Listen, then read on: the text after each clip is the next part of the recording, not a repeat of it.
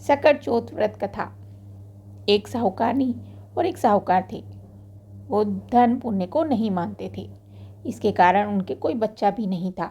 एक दिन साहूकारनी पड़ोसी के घर गई। उस दिन सकट चौथ था। वहाँ पड़ोसन सकट चौथ की पूजा करके कहानी सुना रही थी। तब साहूकारनी ने उस पड़ोसन से पूछा, ये तुम क्या कर रही हो? तब पड़ोसन बोली कि आज चौथ का व्रत है, इसलिए कहानी सुना रही हूँ। तब साहूकारनी ने कहा, चौथ का व्रत करने से क्या होता है?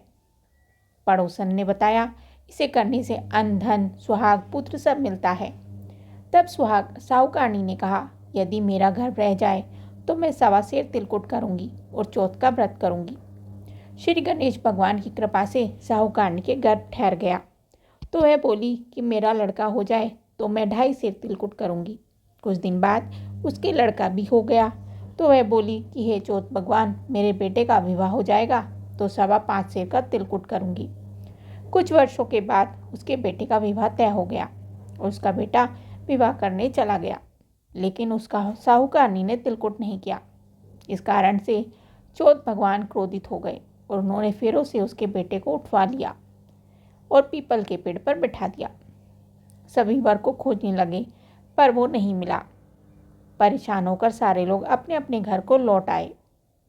इधर जिस लड़की से साहूकारनी के लड़के का विवाह होने वाला था, वह अपनी सहेलियों के साथ गणगौर पूजने के लिए जंगल में दूब लेने गई। तभी रास्ते में पीपल के पेड़ से आवाज आई, ओ मेरी अधब्याही। यह बात सुनकर जब लड़की घर आई, उसके बाद वह धीरे धीरे सूखकर कांटा होने लगी।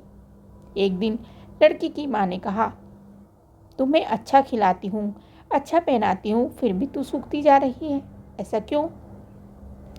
तब लड़की अपनी माँ से बोली कि वह जब भी दूब लेने जंगल जाती है तो पीपल के पेड़ से एक आदमी बोलता है कि ओ मेरी अधब्याही। उसने मेहंदी लगा रखी है और सेहरा भी बांध रखा है।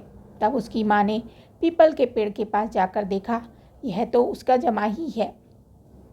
तब उसकी माँ ने जमाई से कहा, यहाँ क्यों बैठे हो? मेरी बेटी तो अर्धब्याही कर दी और अब क्या लोगे? साहूकारनी का बेटा बोला, मेरी माँ ने चौथ का तिलकुट बोला था लेकिन नहीं किया, इसलिए चौथ माता ने नाराज होकर यहाँ बैठा दिया। यह सुनकर उस लड़की की माँ साहूकारनी के घर गई और उससे पूछा, तुमने सकट चौथ का कुछ बोला है क्या? तब साहूकारनी बोली, तिलकुट बोला था। उसके बाद साहूकारनी ने कहा, मेरा बेटा घर आ जाए तो 2.5 मन का तिलकुट करूंगी। इससे गणेश भगवान प्रसन्न हो गए और उसके बेटे को फेरों में लाकर बैठा दिया। बेटे का विवाह धूमधाम से हो गया। जब साहूकारनी के बेटा और बहू घर आए तब साहूकारनी ने 2.5 मन तिलकुट किया और बोली, हे चौथदेव, आपके आशीर्वाद से मेरा बेटा बहू घर आए हैं, जिससे मैं हमेशा तिलकुट करके व्रत करूंगी। इसके बाद सारे नगरवासियों ने तिलकुट के साथ सकट व्रत करना आरंभ कर दिया। हे सकट चौथ, जिस तरह साहूकारनी को बेटा बहू से मिलवाया, वैसे ही हम सबको मिलवाना। इस कथा को कहने सुनने वालों का भला करना। बोलो गणेश भगवान की जय। ये कथा आपको कैसी लगी हमें कमेंट करके ज़रूर बताएं। साथ ही वीडियो को लाइक करें, चैनल को सब्सक्राइब करें। धन्यवाद।